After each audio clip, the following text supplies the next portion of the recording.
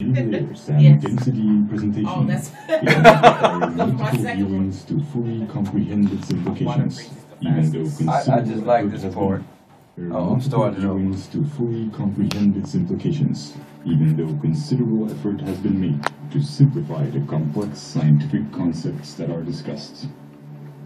Furthermore, I would like to thank the author for allowing me to follow and report on his work, as he wanted to remain dedicated to his research and avoid becoming involved in its media coverage. Yeah. So I don't think this video will do you guys any good unless you already know about sort of how the brain works. You know, the two hemispheres of the brain, how many neurons are your brain composed of, what a neuron looks like, huh? I know what a neuron looks like. You do? What? Yeah, it kind of looks like stem cells.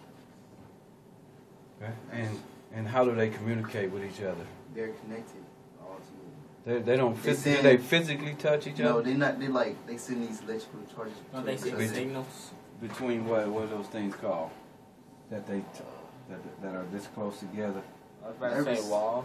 I forgot. Transmitters, neurotransmitters. Yeah. Yeah. Yeah, so they send like the signal, and pretty much an electrical field or an electrical charge from one to the other, right? They don't physically touch, but they kind of Neurons. just like this right here. Neurons are sending everything, like you see, touch. And so you have like 100 billion neurons in your brain, right? There's 100 billion neurons in a brain. That's why a computer can't even really compare to a brain. And so, is that a big number? So everything you experience in your life, everything that you're trying to make sense of,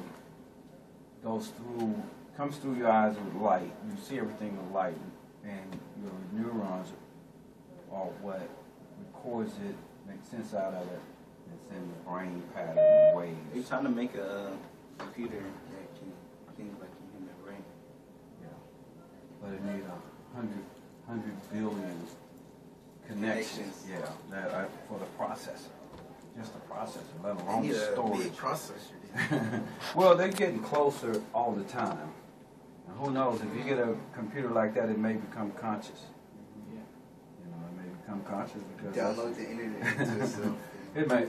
you might say, okay, click on Internet Explorer, and it might say, why? Then you no longer can tell it what to do, and it might say, well, why do you want me to do that? Yeah. You know, and it becomes intelligent, and then that's a problem. And it start out like a little kid. You know how you tell a little kid, hey, it's time to go to bed. I'm like, no, I don't want to go. So that's where the problems come in if they do become conscious. So Give them a spanking. Hmm. Give them a spanking. It's like we're gonna feel it. I'm gonna unplug you. Yep, unplug. So basically, in order to understand what they're saying here, you need to know, how the brain works, because that's basically where everything exists. Would anything really exist if you did not have the human brain? I mean, would atoms exist? Because nobody would be around to know that they exist, right? I mean, I don't think animals could figure that out. Maybe they, huh? Which animal would figure out that the atoms actually exist? Dolphins. But they don't have hands. Yeah. They can't really do the kind of read. They may be just as smart as us. Whales are really, they have the biggest brains. And they may be able to do all kinds of things, but they can't build stuff, to test stuff, to do things. So, Monkeys can. huh? What about monkeys? Yeah. Well, how long would it take them to come up with a theory? A couple of years. They can't even talk. No. They can talk. But they don't have that. They can touch. They just don't have that. They don't have that extra frontal lobe. I mean, they do. They're really close to us, but they don't have a lot of things that we have. Like just a minute change in your DNA causes monumental leaps and bounds, just like your thumb being where it is. So Can't that, pick up anything. Some people is born with 3 fingers. yeah, but those are not. That's not the norm, though. I can pick up things without it. I mean, you can, but it's hard No, it's not hard. to pick up things without your thumb. Yeah, see, watch. See? I mean, you brought the Well, I mean, that's yeah. just like Yeah, that's how the monkeys do it too. I mean, you know. Right. But they're just like like that. a little bit spaced out some more. Not using my thumb. I'm not gonna use my thumb. I'm gonna grab almost every piece of candy. Let's see you open it without your thumb. Open a piece of candy without your Oh, Oh, okay. Yeah, you gotta use. Which one? Either one. Any one you want to eat. Oh, you use your thumb. I didn't use my thumb.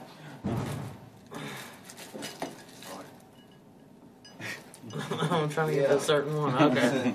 Using these fingers. I opened mine. Okay, now eat it without dropping it. I almost used my thumb. I know it's hard. No, it's not. Like that. Almost. Hey. Now see, you make a great. See? Good. But that's too hard though, right? That's too No, hard, look at right? guy. Yeah. It takes But I'm sure longer you than get you used to it, and that's what this is saying about the neurons in your brain. The more every time you do something, right?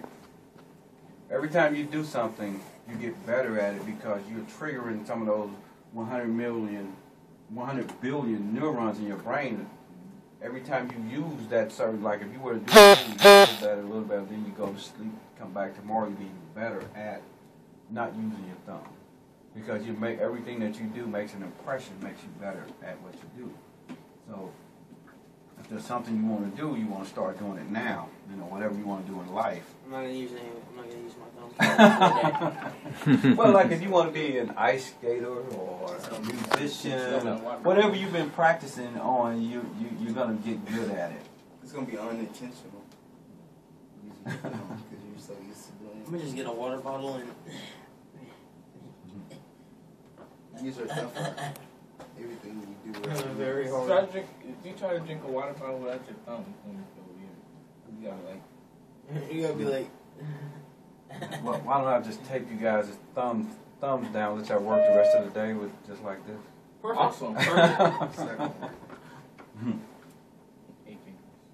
Okay, so since I think you guys got enough, you know that the quantum world is the particles below subatomic particles, like when you break up subatomic particles, and we don't know what all those particles are. Nobody knows, but we know that they are.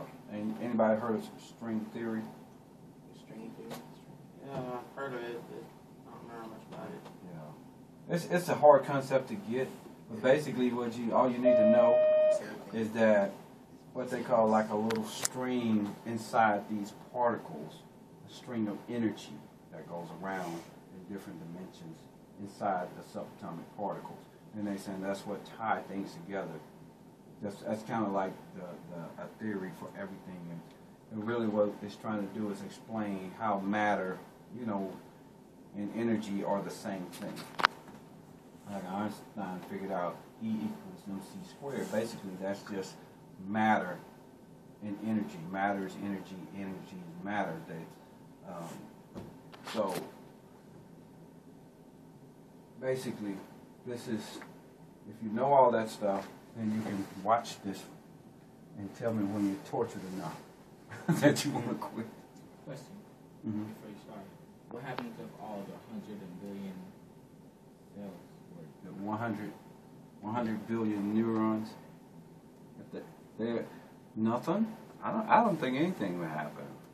You probably fry your brain, but you know, because there's a certain electricity that comes with that, you know, electromagnetic forces and waves. But I think it'd be just fine if you use them all, but you gotta have enough experiences, right, to use 100 billion neurons. That's a lot of I mean, in this galaxy, there's 200 billion stars. So it's not before we start. Can I get the water? Yeah. Anybody else want water? Yeah.